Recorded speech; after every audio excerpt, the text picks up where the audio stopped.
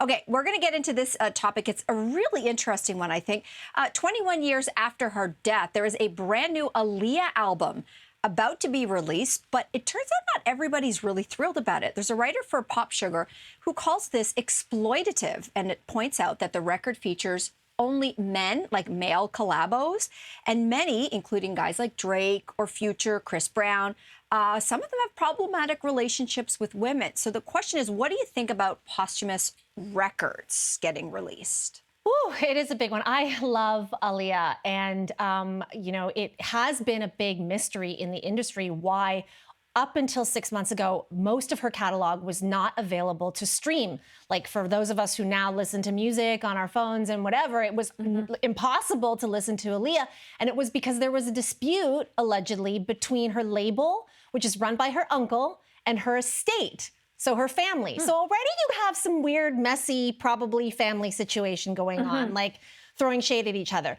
The red flag for me in this situation, though, as Mel, you pointed out, all these male collaborations, but no female collaborations, like someone like Beyonce, who adored Aaliyah, who kind of modeled, like, you know, considered Aaliyah her role model. None of those I said Missy Elliott as well. Like that is the big one. Yeah, that is the big question one. Timbaland is on the new record, so we all know Aaliyah's relationship with Timbaland and their collaboration. But for Missy to be missing from this, that to me is the big one. So is that like a red flag for you guys? Like, why wouldn't the people behind this have made sure that the people she influenced the most were part of this? So it felt more... The assumption is that they had to have asked, and we don't know how many no's they got, but I'm assuming that there's a long list of no's, and you have to wonder, what are the no's based on? But outside of Aaliyah, you have to think about like this as a larger question. We've talked on the show before about those holograms that come around posthumously, and it's sort of like there's something a little bit gross about the idea of trying to resurrect an artist who may or may not have wanted either some of their old material that was never released out there, or even new material that just sort of uses samples. Like, I don't know. Like Prince, for example, we know like he had this huge vault, and I know that last summer, I think it was, there was it was released, one of his albums. It was called Welcome to America. And it was this album that he recorded like 10 years earlier. And it was about racial injustices, like quite incredibly timely. And I listened to a little bit of it this morning, and I mean, I don't know. I didn't love it, but you know, for big, huge fans, it is. I mean, it's a worthwhile message too. I'm just very conflicted about it. But you know what? I'm also thinking about artists that had music sort of in the bank, someone like a Sam Cooke, a Janis Joplin, and then they pass away suddenly and tragically. And then like Janis Joplin's Is It Me and Bobby McGee, that came out after she died. And so when you think about, it's interesting, Cynthia, because you're mentioning the fans.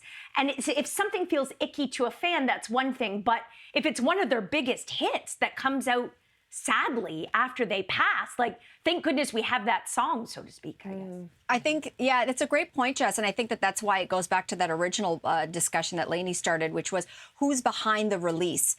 Because I think that if it's family members or people who are really close, understood the philosophy, what was important to this artist, the sound that they wanted to create, the messages they wanted to send, you could get behind new music probably a little bit easier than if you think it's someone who's just trying to do this for a cash grab, who's maybe trying to resurrect this mystique about Aaliyah, for example, because that's sadly what happens when you lose someone so young. I think she was 22 or something when she had passed, is she's forever young. She's forever immortal. There's this mystique that constantly surrounds her that, guess what? It will always be there, which kind of makes me feel a little ickier now. I mean, listen, I'm going to listen to it, but it makes me feel funny about that, like, what are you trying to do? Who is trying to hold up this mystique about Aaliyah in only having male collaborations? We don't know the story. Maybe every woman said no.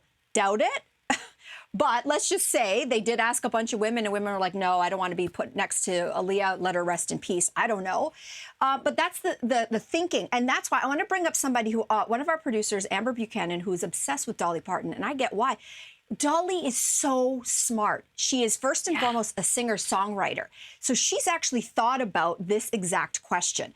And so she has already said, I have hundreds of songs that I have recorded or I've written that I have a plan for, that I hope future producers after I die are able to do this, this, and this with it. And it got me thinking that every artist needs to be taking a page out of Dolly's book. Whether you're younger or older, you got a big catalog, a small catalog, maybe start thinking about that musical will to be like, here's who can do a collabo with me. Here's who can produce my stuff. Here's who's going to sign off on the sound. Here's who's going to sign off on like a video. Like maybe every artist needs to think about this if they want to preserve or sustain their legacy that they're creating today. I think it's brilliant. And like more importantly, maybe a list of like advertisers that are not allowed to use their stuff, to right? use your music. You know, Or like it just could get really everything. gross. Or right? just be as gross as possible. Like, look, Elvis was like practically broke when he died. And Priscilla, and he had, I'm sorry, I love Elvis, but he was not like, you know, the sharpest in business. And so it was Priscilla, his wife, who made the Elvis empire into like the multi-billion-dollar empire of cheesiness and tackiness that it is now. Like sometimes the cheesy and tacky works for the brand.